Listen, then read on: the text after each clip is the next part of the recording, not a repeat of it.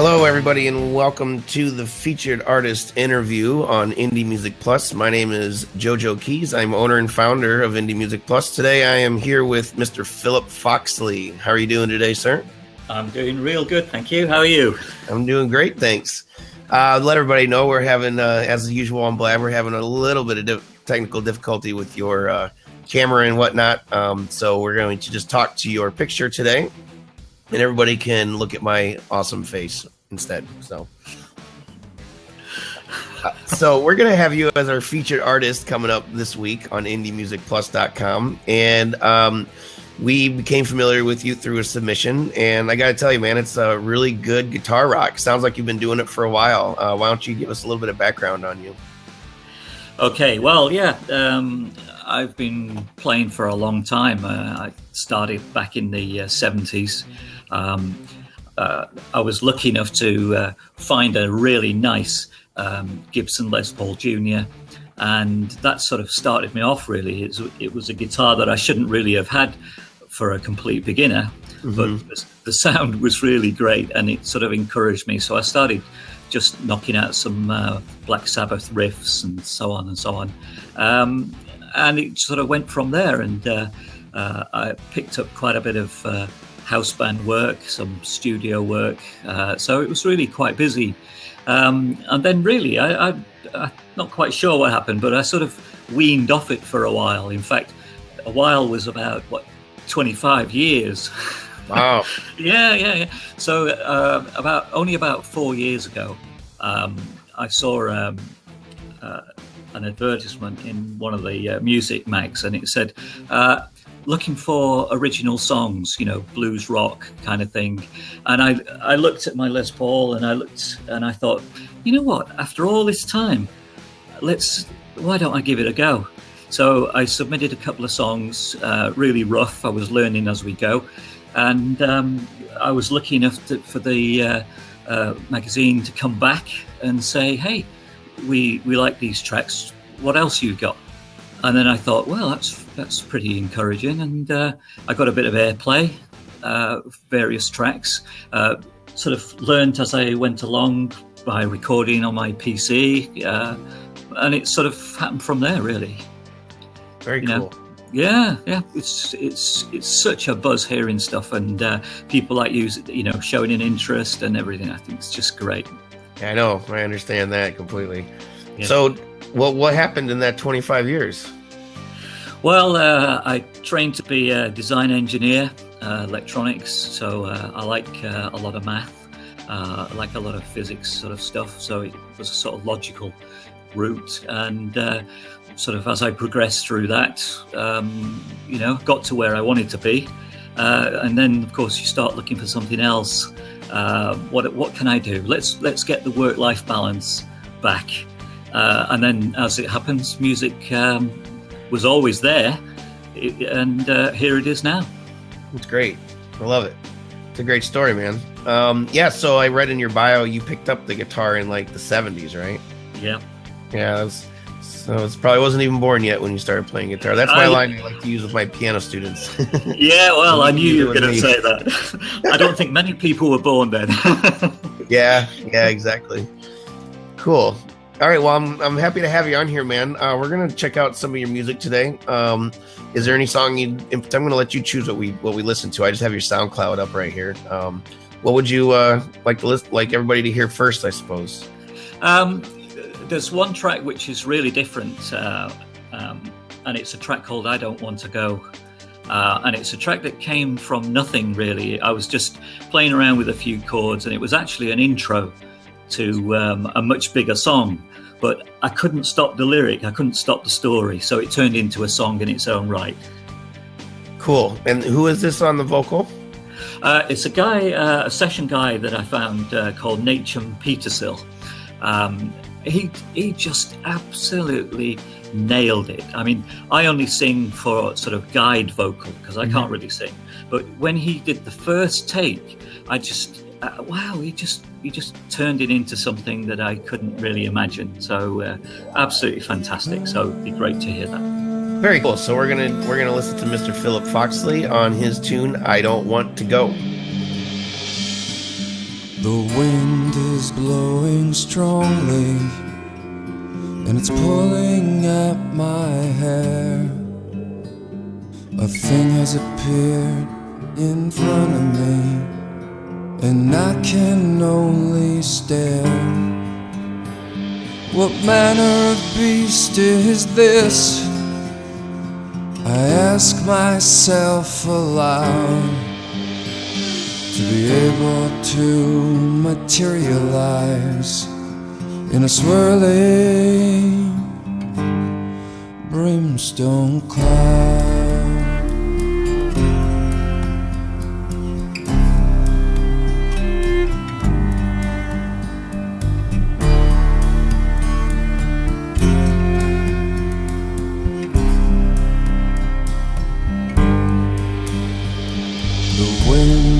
Blowing stronger, and the thing is coming near. As I gaze upon its face, I realize my worst fear. The thing has come to collect a debt that I owed it years ago. A promise is a promise, but I really don't want to go.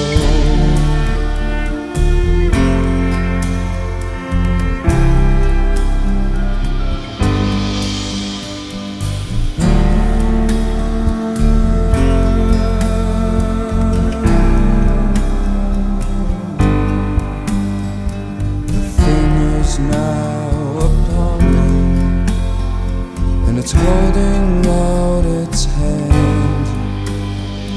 For many years I've prospered. All right, I Don't Want to Go by Phillip Foxley.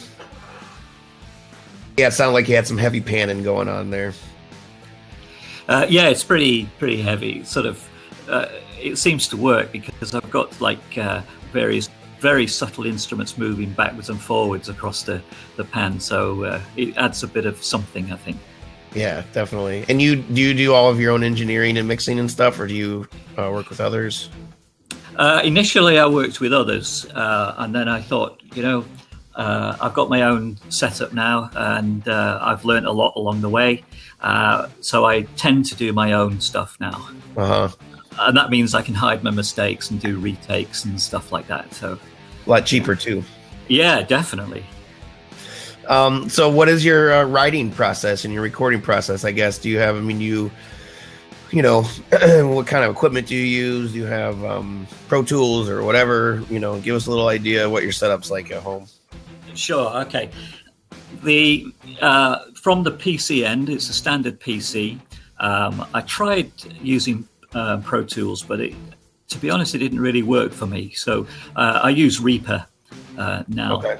Which some people say is really complicated, but it's just one of those things. I just dropped onto it and it just seemed to work for me.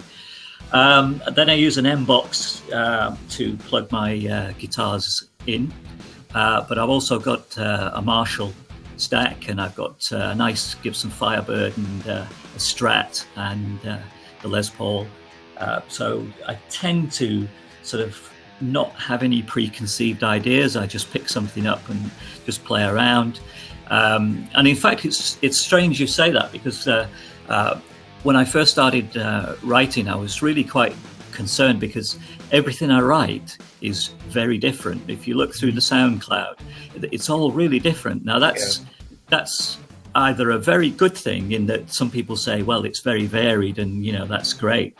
But I was a bit worried because I thought, well, blues rock, it's a genre like metal or whatever, and maybe I should be trying to stay within one genre. As it happens, I don't really perform live these days. I much prefer sort of pitching to film and TV sort of opportunities, that kind of stuff.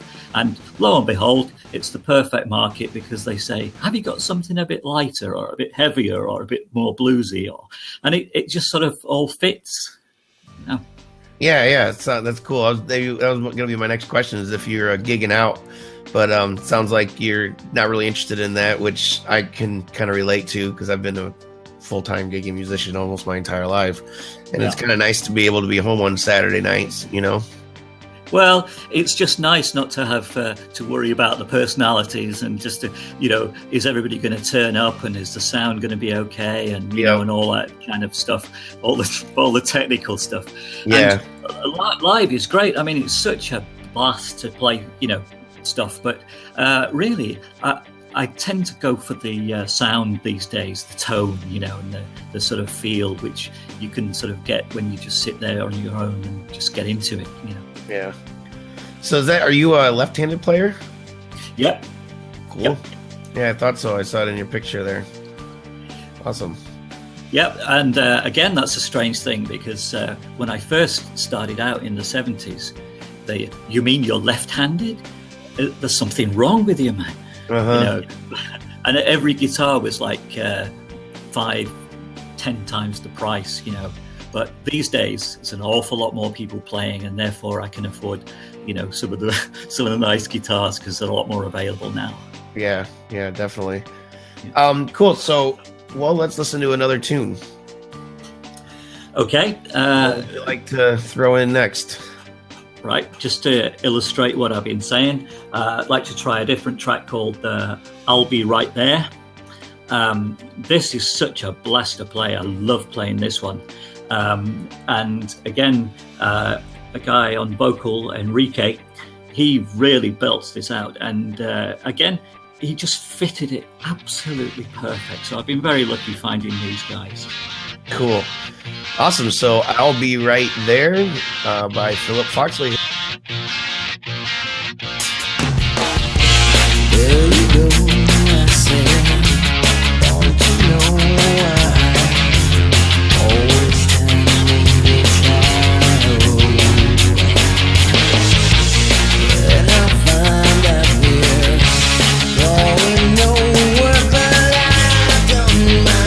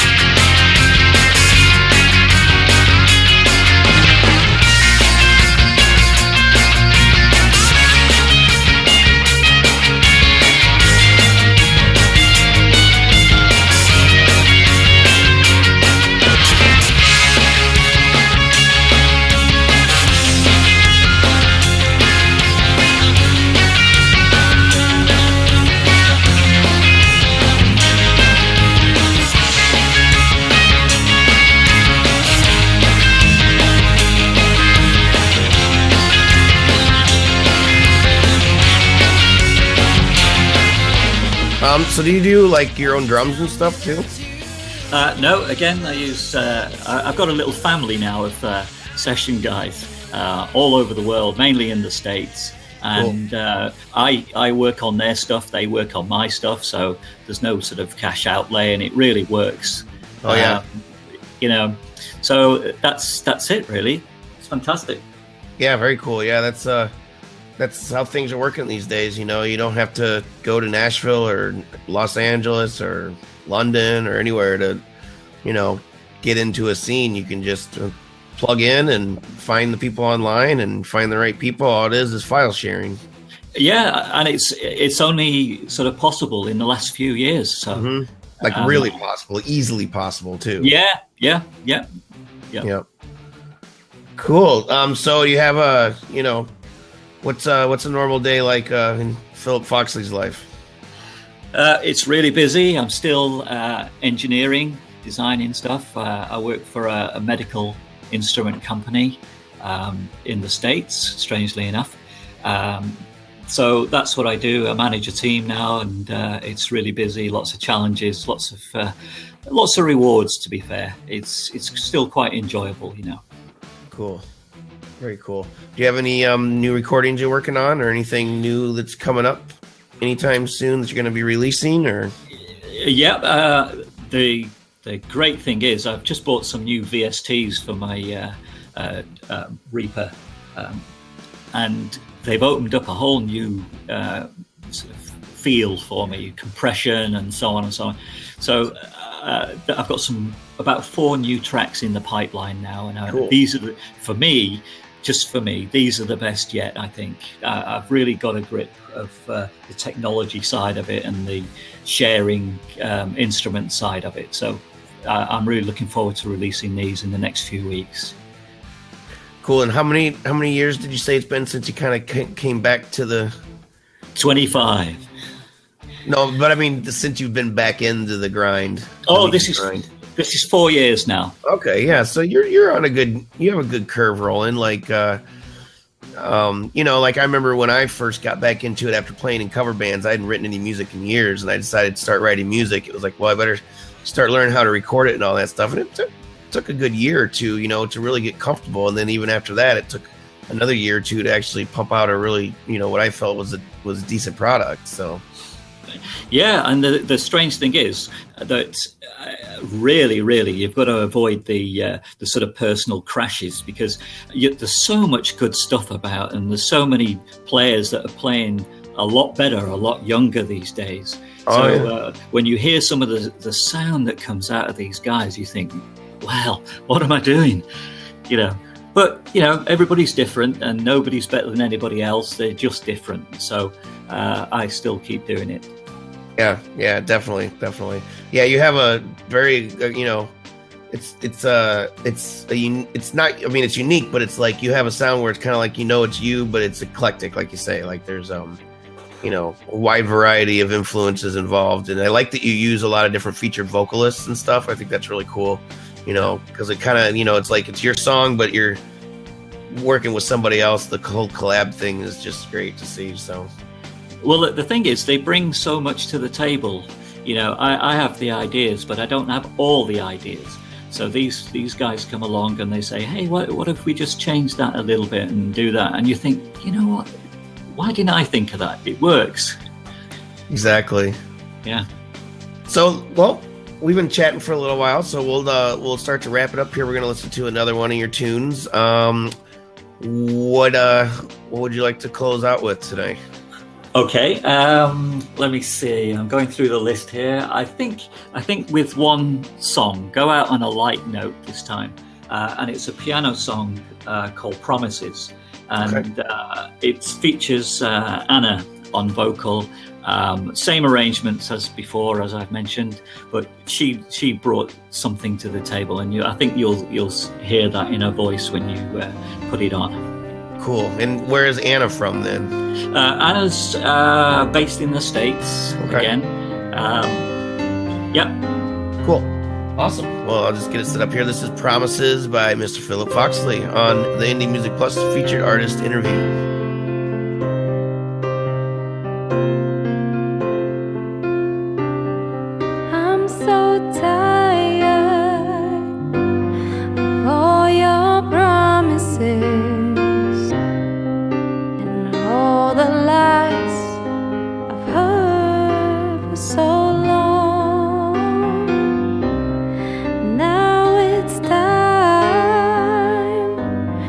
Change that situation.